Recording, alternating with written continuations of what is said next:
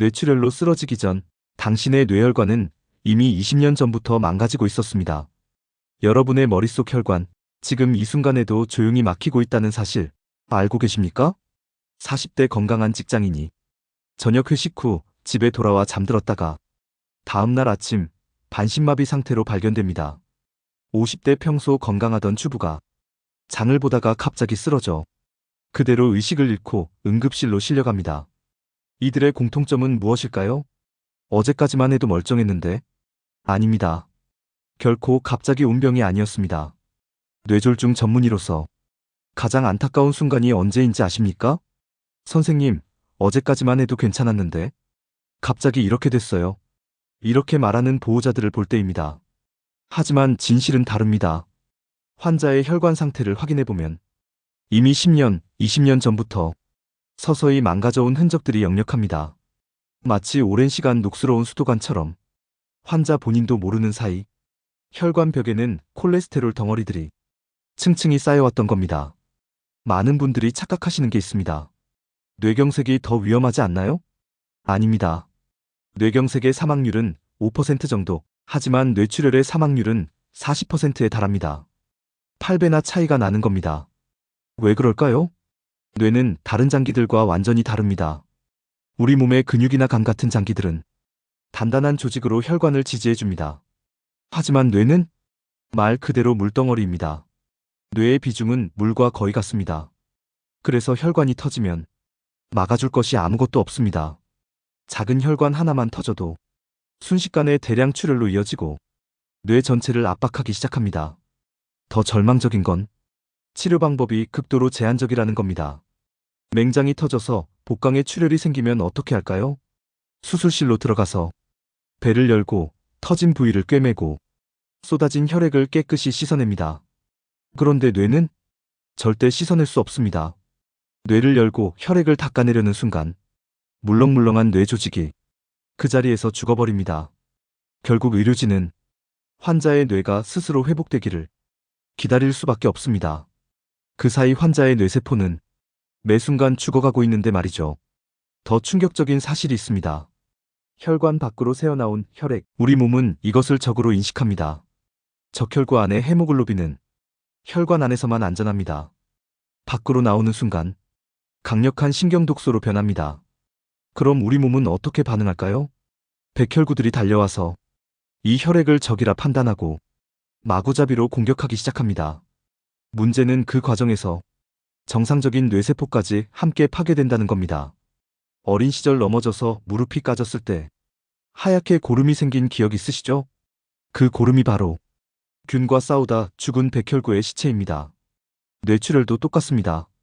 혈액을 제거하려다 뇌 조직까지 망가뜨리는 비극적인 상황이 벌어지는 겁니다. 그래도 갑자기 오는 거 아닌가요? 절대 아닙니다. 뇌졸중이 발생하기까지는 명확한 4단계가 있습니다. 0단계, 건강한 상태. 위험인자 없음, 깨끗한 혈관. 1단계, 위험인자 발생. 고혈압, 당뇨, 고지혈증, 흡연. 2단계, 동맥경화 진행. 혈관벽에 콜레스테롤 덩어리 축적. 2단계가 바로 권총장전 상태. 3단계, 뇌졸중 발생. 혈관 파열 또는 혈전 생성. 방아쇠를 당긴 상태. 이 과정이 최소 5년에서 20년이 걸립니다. 환자 본인이 몰랐을 뿐 혈관은 수십 년간 조용히 망가지고 있었던 겁니다. 제가 환자들에게 자주 하는 비유가 있습니다. 동맥경화는 권총에 총알을 장전하는 것과 같습니다. 고혈압, 당뇨, 고지혈증을 10년, 20년 방치하면 혈관벽에 콜레스테롤 덩어리가 쌓입니다. 이게 바로 장전입니다. 그런데 장전만 했다고 총알이 발사되진 않습니다. 방아쇠를 당겨야죠. 방아쇠가 뭘까요? 극심한 과로, 심한 스트레스, 수면 부족, 갑작스러운 과격한 운동, 강한 감정 변화. 이런 상황들이 이미 불안정한 혈관벽을 펑 터뜨리는 겁니다. 평소 건강관리를 소홀히 하다가 부모님 장례를 치르면서 극도로 힘든 시간을 보내고 뇌졸중이 온 환자들 정말 많이 봤습니다. 중요한 건 이겁니다. 방아쇠는 당기지 말라고 할 수 없습니다. 인생을 살다 보면 그런 일들이 생기니까요. 진짜 중요한 건 애초에 장전을 하지 않는 겁니다. 그렇다면 어떻게 해야 할까요? 답은 간단합니다. 미리 찾아내는 겁니다. 뇌출혈의 85%는 동맥류 파열 때문에 발생합니다. 동맥류란 풍선처럼 부풀어 오른 혈관벽을 말합니다. 시간이 지날수록 점점 커지다가 어느 순간 펑 터지는 겁니다. 그런데 이 동맥류 터지기 전까지는 증상이 전혀 없습니다. 몇 센티미터나 되는 큰 동맥류를 가진 환자도 검사받기 전까지는 자신에게 그런 게 있는 줄 전혀 몰랐습니다. 40세가 넘었다면 단 한 번의 MRA 검사로 평생의 위험을 막을 수 있습니다. MRA는 뇌혈관만 따로 촬영하는 검사입니다. 아주 작은 동맥류도 선명하게 찾아낼 수 있죠. 만약 발견되면 혈관 안으로 가느다란 관을 넣어 코일로 막아버리면 됩니다. 단 한 번의 시술로 평생 안전합니다. 외국에서는 이런 검사가 너무 비쌉니다. 수백만 원을 호가하죠. 하지만 한국은 다릅니다. 건강검진센터나 영상의학과에서 합리적인 가격에 받을 수 있습니다. 여기서 팁 하나 드리겠습니다. 대학병원에서 받으면 가장 비쌉니다. 3차 병원은 비급여 진료비가 최고 수준으로 책정되어 있거든요. 주변 건강검진센터나 영상의학과를 찾아보세요. 가격을 물어보고 비교하세요. 한 가지만 확인하면 됩니다. 몇 테슬라 MRI입니까? 3테슬라면 최고급 장비입니다. 1.5테슬라도 충분히 우수한 장비죠. 이것만 확인하고 가장 합리적인 곳에서 받으면 됩니다. MRA가 뇌혈관 동맥류를 찾는 거라면 경동맥 초음파는 동맥경화 진행 정도를 확인하는 겁니다. 목의 경동맥을 초음파로 보면 혈관벽이 얼마나 두꺼워졌는지, 콜레스테롤이 얼마나 쌓였는지 한눈에 알 수 있습니다. 목혈관만 보는데 무슨 의미가 있나요? 큰 의미가 있습니다. 경동맥에 동맥경화가 있다는 건 온몸의 혈관에 동맥경화가 있다는 뜻입니다. 뇌혈관, 심장혈관, 다리혈관, 신장혈관 전부 비슷한 상태일 가능성이 높습니다. 경동맥 초음파에서 깨끗합니다 나오면 몸 전체 혈관이 건강할 가능성이 높습니다. 동맥경화가 꽤 진행됐네요 나오면 지금 당장 적극적인 치료가 필요합니다. 이제 가장 중요한 얘기를 하겠습니다. 인터넷에 떠도는 잘못된 정보들이 너무 많습니다. 만성 두통이 전조 증상이다. 이명이 들리면 뇌졸중이다. 눈꺼풀이 떨리면 위험하다. 전부 틀렸습니다. 진짜 전조 증상은 실제 뇌졸중 증상과 완전히 똑같습니다. 차이가 뭐냐고요? 증상이 사라진다는 것뿐입니다. 혈관이 막혔다가 운 좋게 다시 뚫린 겁니다. 진짜 전조 증상은 이겁니다. 한쪽 팔다리에 갑자기 힘이 안 들어갑니다. 젓가락을 떨어뜨립니다. 걷다가 한쪽 다리를 끕니다. 한쪽 얼굴이나 팔다리 감각이 이상합니다. 남의 몸 같은 느낌이 듭니다. 저린 게 아니라 이상한 겁니다. 갑자기 말이 안 나오거나 이해가 안 됩니다. 하고 싶은 말이 있는데 입이 안 떨어집니다. 상대방 말은 들리는데 무슨 뜻인지 모릅니다. 갑자기 한쪽 눈이 안 보이거나 시야가 흐려집니다. 커튼을 내린 것처럼 한쪽이 안 보입니다. 갑자기 심하게 어지러워 비틀거립니다. 평소 어지럼증이 아닙니다. 서 있을 수조차 없을 정도입니다. 이런 증상이 5분이라도 왔다가 사라졌다면 당장 119를 부르세요. 많은 분들이 이렇게 생각합니다. 괜찮아졌네. 그냥 컨디션이 안 좋았나 봐. 그리고 그날 밤 자고 일어나면 완전히 마비가 되어 있습니다. 만약 그때 바로 병원에 왔다면 완전히 막을 수 있었던 비극적인 경우를 너무 많이 봤습니다. 머리가 자주 아픈데 뇌졸중 아닐까요? 아닙니다. 뇌는 스스로의 통증을 느끼지 못합니다. 신기하게도 뇌 자체는 아픔을 모릅니다. 뇌 수술할 때 환자가 깨어있는 상태로 하는 거 보신 적 있으세요? 뇌 자체는 통증을 느끼지 못하기 때문에 가능한 겁니다. 그럼 우리가 느끼는 두통은 뭘까요? 대부분 머리 주변 근육통이거나 뇌혈관의 일시적인 수축입니다. 만성 두통으로 뇌졸중을 걱정하실 필요는 없습니다. 단 한 가지 예외가 있습니다. 평생 느껴본 적 없는 도끼로 머리를 맞은 듯한 두통. 이건 지주막하 출혈의 증상입니다. 생존율 50%의 무서운 출혈이죠. 이 정도 두통이면 환자분들 표현이 정말 극적입니다. 머리가 폭발하는 줄 알았어요. 이런 두통이 잠깐 왔다 갔다면 즉시 응급실로 가야 합니다. 하지만 일반적인 두통, 몇 시간, 며칠 지속되는 두통은 뇌졸중과 관련 없습니다. 뇌경색이 발생하면 단 6시간이 생사를 가릅니다. 정맥주사로 혈전을 녹이는 치료는 4.5시간 이내에 해야 하고 혈관 안으로 직접 들어가 혈전을 제거하는 시술은 6시간 이내에 해야 합니다. 6시간 지나면 시술 못하나요? 시술은 할 수 있습니다. 혈전도 제거할 수 있습니다. 하지만 소용없습니다. 뇌세포가 이미 죽었기 때문입니다. 뇌세포는 단 30초만 혈액 공급이 끊겨도 죽기 시작합니다. 6시간이 지나면 혈류가 끊긴 영역의 뇌세포는 거의 다 죽습니다. 그리고 한번 죽은 뇌세포는 절대 재생되지 않습니다. 간은 3분의 1을 잘라내도 재생됩니다. 피부는 긁혀도 다시 자랍니다. 하지만 뇌는 태어날 때 받은 뇌세포가 평생 가는 뇌세포입니다. 그래서 빠르면 빠를수록 좋습니다. 6시간까지 기다리지 마세요. 증상 발생 즉시 119를 불러야 합니다. 가족이 갑자기 쓰러졌을 때 뭔가 해주고 싶은 게 사람 마음입니다. 하지만 이것들은 절대 하지 마세요. 1. 손가락 따기. 뇌가 문제인데 손가락을 따는 게 무슨 소용입니까? 오히려 감염 위험만 높입니다. 2. 우황청심원 먹이기. 뇌졸중 환자는 삼키는 기능에 문제가 생깁니다. 약을 먹이면 기도로 넘어가 흡인성 폐렴이 생길 수 있습니다. 3. 팔다리 주무르기. 팔다리에 혈액이 안 가는 게 아닙니다. 뇌에 혈액이 안 가는 겁니다. 팔다리를 아무리 주물러도 소용없습니다. 그럼 뭘 해야 하나요? 딱 두 가지만 하세요. 1. 즉시 119 전화. 서울 기준 평균 5.4분 도착. 2. 구토하면 고개만 옆으로 돌려주기. 그 외에는 아무것도 하지 마세요. 구급대원들이 알아서 합니다. 옛날처럼 자가용으로 모시고 가려다가 골든타임을 놓치는 경우가 많습니다. 119가 훨씬 빠릅니다. 그리고 응급차 안에서 이미 응급처치가 시작됩니다. 요즘 심폐소생술 교육이 많이 보급되어 있죠. 하지만 헷갈리시는 분들 많습니다. 간단합니다.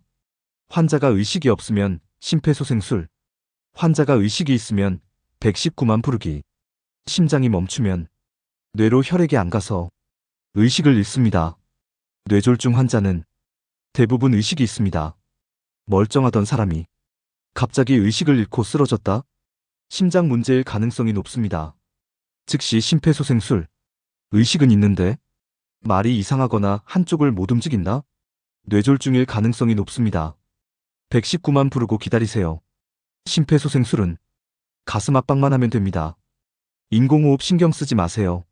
1초에 한 번씩 빠르고 강하게 가슴 한가운데를 눌러주세요. 여기까지가 응급 상황과 조기 발견 이야기였습니다.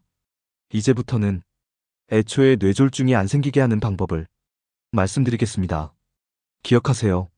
뇌졸중은 0단계, 1단계, 2단계, 3단계 이렇게 진행됩니다. 각 단계에서 적절히 대응하면 절대 3단계까지 가지 않습니다. 병원에서 재야 정확한 거 아닌가요? 오히려 반대입니다. 병원에 오면 누구나 긴장합니다. 의사 앞에서 혈압 재는 순간 혈압이 10에서 20 올라갑니다. 고혈압은 병원에서 진단하는 게 아닙니다. 집에서 스스로 진단하는 겁니다. 올바른 혈압 측정법. 1. 팔뚝 혈압계 준비. 5만 원 되면 충분. 2. 오전에 10분 정도 편안히 쉬기. 3. 혈압 한번 재고 버리기. 4. 다시 재기. 이게 진짜 혈압. 5. 140에 90 이상이면 고혈압. 왜 오전에 재야 할까요? 혈압은 하루 중에도 변합니다. 오전에 가장 높고 오후에 떨어집니다. 오후에만 재면 고혈압을 놓칠 수 있습니다. 왜 두 번 재야 할까요? 첫 번째는 혈압계에 적응하는 시간입니다. 두 번째가 진짜 안정시 혈압입니다. 수은 혈압계는 필요 없습니다. 오히려 덜 정확합니다. 전자 혈압계가 훨씬 정확합니다. 혈압은 의사가 진단해주는 게 아니라 스스로 관리하는 겁니다. 매일 아침 장난감 만지듯이 혈압을 재는 습관을 들이세요. 그러면 누구보다 자신의 혈압을 정확히 알 수 있습니다. 40대 이전 비만 때문에 혈압이 높다면 살을 빼는 것만으로도 고혈압과 당뇨가 사라집니다. 왜 그럴까요? 살이 찌면 온몸 구석구석 혈액을 보내야 합니다. 심장은 똑같은 크기인데 보내야 할 곳은 늘어난 겁니다. 어떻게 할까요? 더 빠르게 뛰고 더 높은 압력으로 짜내야 합니다. 비만한 사람들이 10월, 11월에도 반팔 입고 땀 뻘뻘 흘리는 이유가 이겁니다. 대사가 과도하게 항진되어 있는 거죠. 이건 심장의 수명을 갉아먹는 겁니다. 우리가 평생 뛸 수 있는 심박수는 정해져 있습니다. 더 빨리, 더 세게 뛸수록 수명은 짧아집니다. 가장 빠르게 혈압을 낮추는 방법은 약이 아니라 체중 감량입니다. 40대 이전이라면 살을 빼면 고혈압 약 없이도 정상 혈압을 유지할 수 있습니다. 짜게 먹으면 혈압이 오른다는데 사실인가요? 맞습니다. 하지만 이유가 여러분이 아는 것과 다릅니다. 소금을 먹으면 물을 많이 끌어당겨서 혈액량이 늘어나서? 아닙니다. 우리 몸은 소금을 다 배출합니다. 혈액의 나트륨 농도는 항상 일정하게 유지됩니다. 그럼 왜 혈압이 오를까요? 교감신경이 항진되기 때문입니다. 짜고 맵고 뜨겁고 자극적인 음식을 먹으면 우리 몸은 이렇게 생각합니다.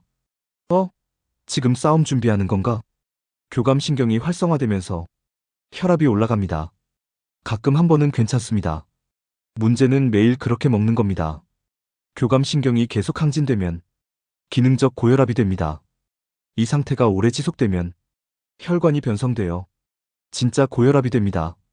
자극적인 음식을 먹을 때마다 혈관이 조금씩 망가진다고 생각하세요.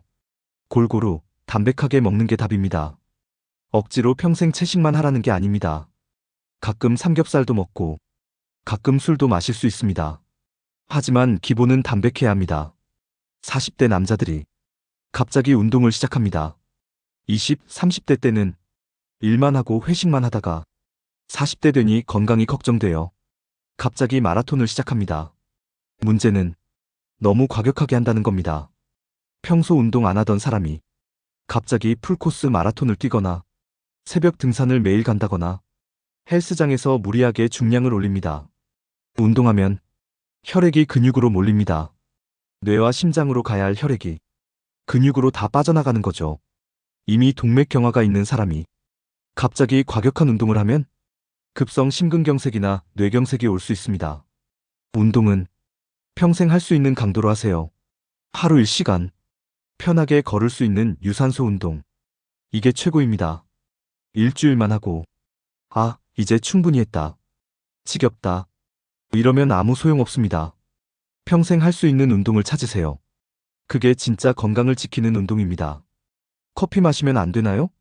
커피만큼 억울한 식품도 없습니다. 커피는 약이 아닙니다. 카페인이 들어있긴 하지만 극소량입니다. 커피의 문제는 제대로 된 임상시험을 할 수 없다는 겁니다. 환자 절반한테는 진짜 커피, 절반한테는 가짜 커피를 주고 3년간 관찰한다? 불가능하죠. 그래서 커피 연구는 전부 설문조사입니다. 커피 하루에 몇 잔 마세요? 이런 식이죠. 변수 통제가 전혀 안 됩니다. 그러니 결과가 중구난방입니다. 어떤 연구는 좋다고 하고 어떤 연구는 나쁘다고 합니다. 제 조언은 이겁니다. 커피 때문에 심장이 두근거리거나 잠을 못 자거나 불편한 증상이 있으면 줄이거나 끊으세요. 아무 문제 없으면 하루 한두 잔 정도는 괜찮습니다. 당뇨 환자가 믹스커피 마셔도 되나요? 죽어도 먹고 싶으면 한 잔 드세요. 그것보다 약 제때 먹고 혈당 관리하고 운동하는 게 100배 중요합니다. 커피에 너무 집착하지 마세요. 이제 가장 중요하면서도 가장 오해받는 주제를 다루겠습니다. 약물 치료입니다. 많은 분들이 약을 두려워합니다. 약 먹으면 평생 먹어야 된다면서요? 약은 간을 망가뜨린다면서요? 영양제가 더 안전하지 않나요? 하나씩 명확히 짚어드리겠습니다. 인과관계가 뒤바뀐 겁니다. 약을 먹어서 평생 먹게 되는 게 아닙니다. 평생 먹어야 할 상태가 되어서 약을 먹기 시작한 겁니다. 20, 30대 때부터 고혈압이 있었습니다. 하지만 혈관이 튼튼해서 버텼습니다. 그때 발견하고 체중 감량하고 운동하고 약간의 약을 먹었다면 몇 년 후 약을 끊을 수 있었을 겁니다. 하지만 그 상태로 40, 50대까지 가면 혈관이 변성됩니다. 딱딱해집니다. 기질적 고혈압이 됩니다. 이 상태에서 아무리 건강하게 살아도 혈압은 안 떨어집니다.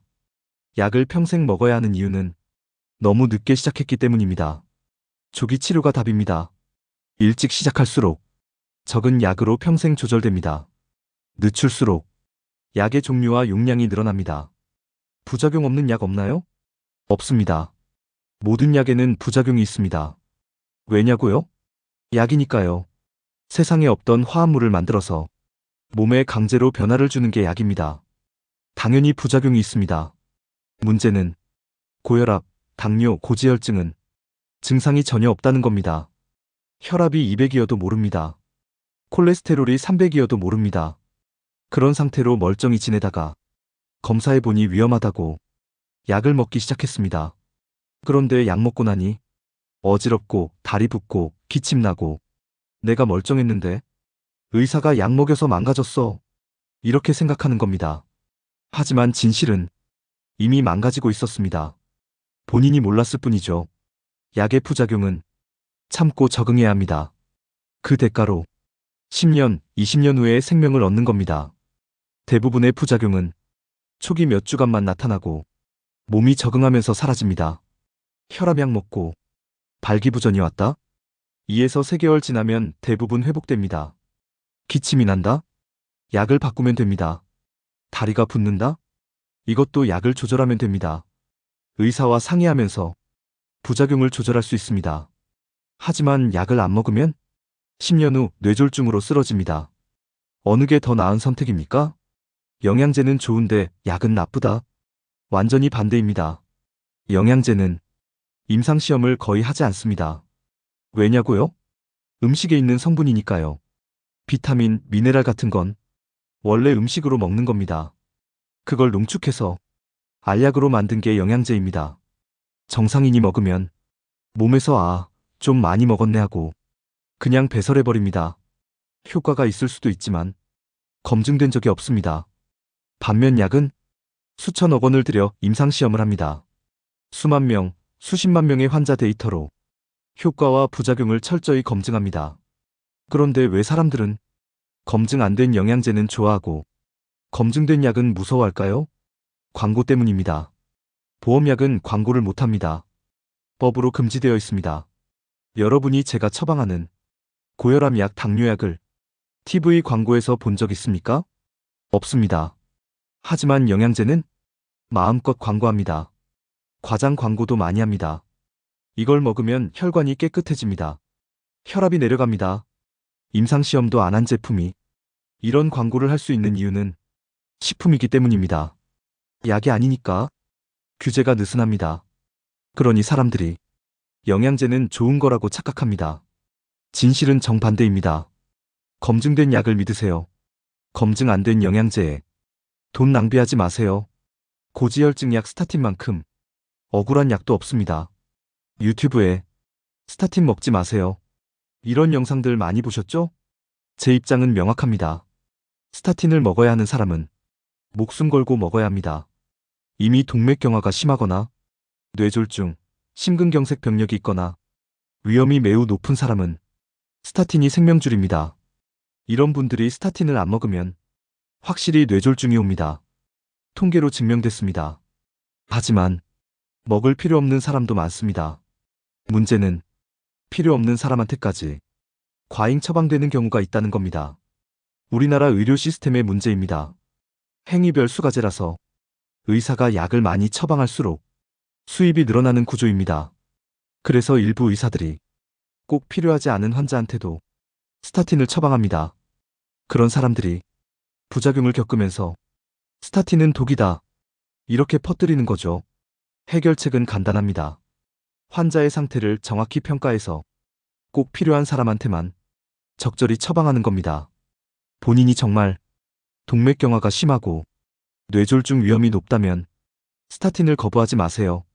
하지만 위험인자만 조금 있고 동맥경화도 없는데 스타틴을 처방받았다면 의사와 다시 상의하세요. 저도 혈압약을 먹습니다. 제 외가 쪽은 전형적인 심혈관 질환 가족입니다. 외할머니, 외할아버지, 이모, 삼촌, 거의 모두 심장질환이나 뇌졸중으로 돌아가셨습니다. 저는 30대 초반부터 혈압을 자주 재기 시작했습니다. 140에 90을 넘나드는 걸 확인하고 바로 약을 시작했습니다. 주변에서 말렸습니다. 아직 젊은데 벌써 약을 먹어? 약 먹으면 평생 먹어야 되는데? 하지만 저는 알고 있었습니다. 일찍 시작하는 게 답이라는 걸. 일찍 시작했기 때문에 지금 50대인데도 약 반알로 조절됩니다. 만약 40대, 50대까지 미뤘다면 지금쯤 서너 가지 약을 먹고 있었을 겁니다. 혈압이 높은 기간이 길수록 뇌혈관은 더 많이 상처받습니다. 과거에 높았던 기간은 절대 되돌릴 수 없습니다. 빠르게 조절할수록 적은 약으로 평생 관리할 수 있습니다. 저는 의사이기 때문에 이걸 압니다. 그래서 제 환자들한테도 같은 얘기를 합니다. 조기 치료가 생명을 구합니다. 오늘 이 영상을 보는 모든 분들께 드리는 말씀입니다. 뇌졸중은 멸종시킬 수 있는 병입니다. 갑자기 오는 병이 아닙니다. 20년간 쌓여온 병입니다. 하지만 각 단계에서 충분히 막을 수 있습니다. 40세 이상이라면 MRA 검사 한번 받으세요. 경동맥 초음파로 동맥경화 확인하세요. 위험인자가 있다면 집에서 혈압 재세요. 매일 아침 1년에 한 번 혈당, 콜레스테롤 검사하세요. 담배는 당장 끊으세요. 술은 절제하세요. 생활습관을 바꾸세요. 하루 1시간 걷기, 평생 할 수 있는 강도로. 체중관리, 비만이 가장 큰 적. 자극적인 음식 줄이기, 짜고 맵고 뜨거운 것. 충분한 수면, 과로 금물. 필요하면 약을 드세요. 부작용을 두려워하지 마세요. 일찍 시작할수록 적은 약으로 조절됩니다. 약은 적이 아니라 생명줄입니다. 검증 안 된 영양제보다 검증된 약을 믿으세요. 전조 증상을 기억하세요. 한쪽 팔다리 마비, 말이 안 나옴, 시야장애, 심한 어지럼증. 이런 증상이 5분이라도 나타나면 즉시 119. 신경과 의사로서 가장 안타까운 순간이 있습니다. 선생님, 어제까지만 해도 괜찮았는데? 괜찮은 게 아니었습니다. 20년간 조용히 망가지고 있었습니다. 그 20년 중 언제라도 발견했다면 막을 수 있었습니다. 오늘이 바로 그 시작점입니다. 당신의 뇌혈관, 지금 확인하세요. 10년 후에 당신이 오늘의 선택에 감사할 겁니다. 뇌졸중으로 쓰러진 환자들을 수없이 봤습니다. 그들이 공통적으로 하는 말이 있습니다. 진작 알았더라면, 진작 관리했더라면. 하지만 이미 늦었습니다. 죽은 뇌세포는 절대 돌아오지 않습니다. 지금 알았으면 됐습니다. 지금부터 시작하면 됩니다. 뇌가 멈추기 전에 지금 당장 시작하세요. 여러분의 건강한 10년 후를 위해 제시도 클로드는 실수를 할 수 있습니다. 응답을 반드시 다시 확인해 주세요.